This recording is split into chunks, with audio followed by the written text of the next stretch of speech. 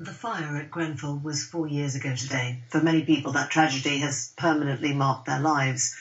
The family they've lost, the friends gone. Across the country, homeowners still finding themselves trapped in unaffordable, unsafe buildings they cannot sell, heavy emotional and financial burdens. All these painful truths remain, and yet there are now also glimmers of how the residents themselves want to remember that tower which still stands visible across the city as a scar. One idea has been to try and nurture the pain into something more nourishing, a garden. Stefano Boeri is an Italian architect whose work has inspired the idea of a vertical garden memorial, and he joins me now from the past work you've done. Stefano, can I ask you, how did they first approach you, and what was the idea that they wanted to see you bring?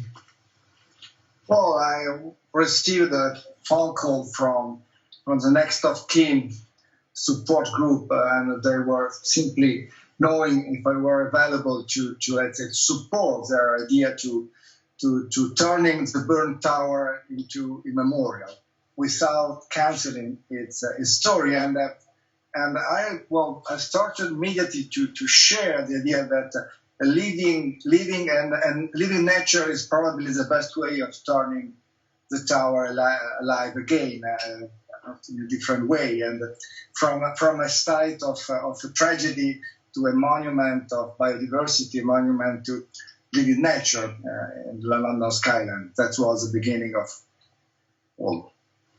We're looking at the pictures now of how we could imagine Grenfell with this vertical garden on it. At the moment, it's very visible as you cross the city as a scar. I mean, it looks like a painful memorial that you are not meant to forget. Is it important to hold on to that side of the grief as well, or do you think that the garden should replace that?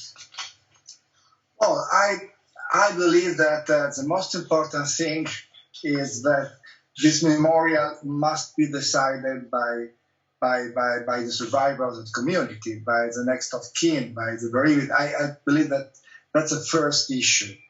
At the same time, I believe that the idea to substitute a burned tower, which is at the moment a symbol of a tragedy, in something of completely different, without cancelling the present, it's I believe one of the best solutions that you can try to develop in the next future.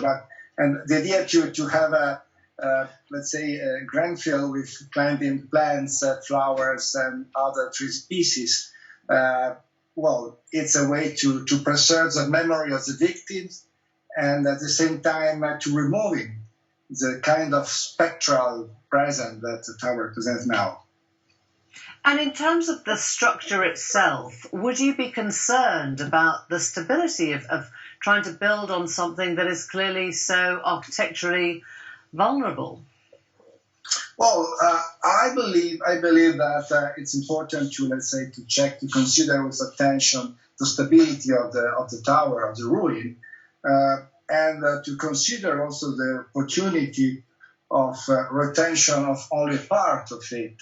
But this doesn't let's say penalize the idea of a green tower, not at all, because we can imagine to realize a new let's say perimetrical frame that could be the support for the trees and the plants. So that's a kind of secondary decision, very technical. But the first issue is about if we want or not to have a memorial there first, and which kind of memorial London needs in that site. And I believe that this is a decision to be taken by the community and by the survivors.